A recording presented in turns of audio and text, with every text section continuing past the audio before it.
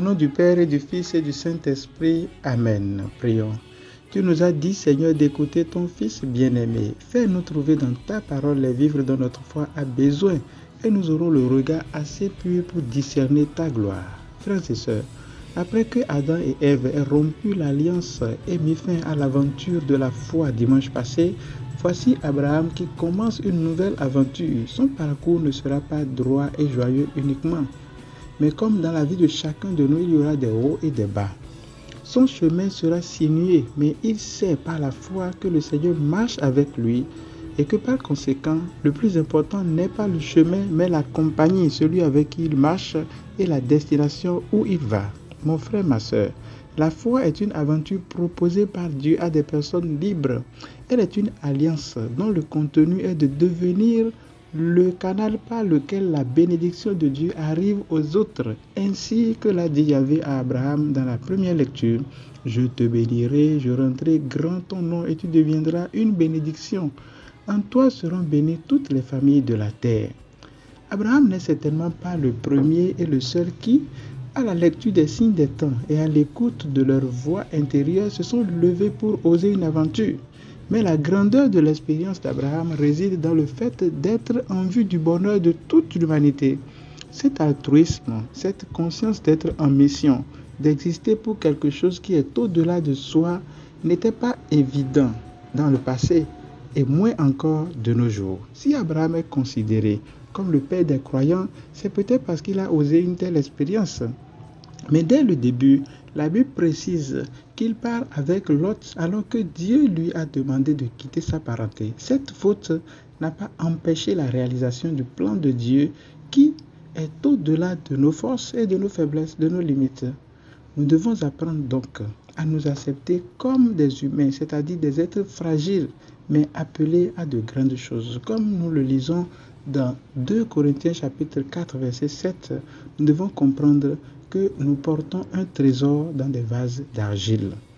La conscience de cette fragilité, conjuguée avec la foi en la miséricorde de Dieu, nous permet de garder les pieds sur terre, le regard fixé sur Jésus, qui a pris notre condition en toutes choses excepté le péché. Avec le psalmiste, prions donc pour que l'amour de Dieu soit sur nous comme notre espoir est en lui, car nous attendons notre vie de lui, qu'il soit pour nous un appui et un bouclier. C'est d'ailleurs l'enseignement de l'apôtre Paul dans la deuxième lecture de ce jour, tiré de sa deuxième lettre à Timothée. Car Dieu nous a sauvés, il nous a appelés à une vocation sainte, non pas à cause de nos propres actes, mais à cause de son projet à lui et de sa grâce.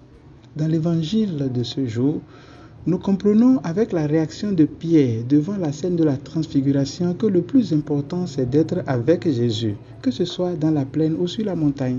Soulignons au passage que Jésus se trouvait avec Moïse et Élie avec lesquels il discutait. Beaucoup fustigent l'intercession que nous demandons aux saints et considèrent à juste titre que nous devons nous adresser à Dieu, qui est Père, et que l'unique médiateur entre Dieu et nous, c'est le Fils. Jésus pouvait donc s'adresser directement à son Père, mais il a préféré s'entretenir avec Moïse et Élie en sachant que ces derniers ne sont pas Dieu. Attention donc. Dimanche passé, nous avons remarqué qu'une attitude importante du temps de carême, c'est de se laisser conduire par l'Esprit. Aujourd'hui, nous voyons qu'il faut demeurer avec Jésus, mais lui-même invite les 3 témoins de la transfiguration à ces attitudes qui peuvent nous illuminer aujourd'hui. Se relever, ne pas avoir peur, redescendre dans la plaine pour rejoindre les autres, la foule et les autres apôtres, attendre le moment venu pour raconter l'expérience. Un dernier détail, mes frères et sœurs. La voix de la nuée, qui nous rappelle d'ailleurs celle du baptême de Jésus, disait « Celui-ci est mon fils bien-aimé en qui j'ai mis ma joie, écoutez-le ». Comment donc écouter Jésus de nos jours au milieu de tant de contradictions? Apprenons, mes frères et sœurs, à écouter la voix de Jésus dans notre conscience. C'est peut-être le cas d'Abraham. Apprenons à écouter le Seigneur dans l'assemblée liturgique, dans les personnes qui nous entourent, spécialement les pauvres et les faibles. Écoutons-le dans nos cultures et nos traditions, à travers lesquelles nous avons de nombreuses valeurs que nous devons développer. Car la première caractéristique du disciple, c'est bien l'écoute. Et que la paix et la joie de Dieu soient sur vous, Au nom du Père et du Fils et du Saint-Esprit. Amen.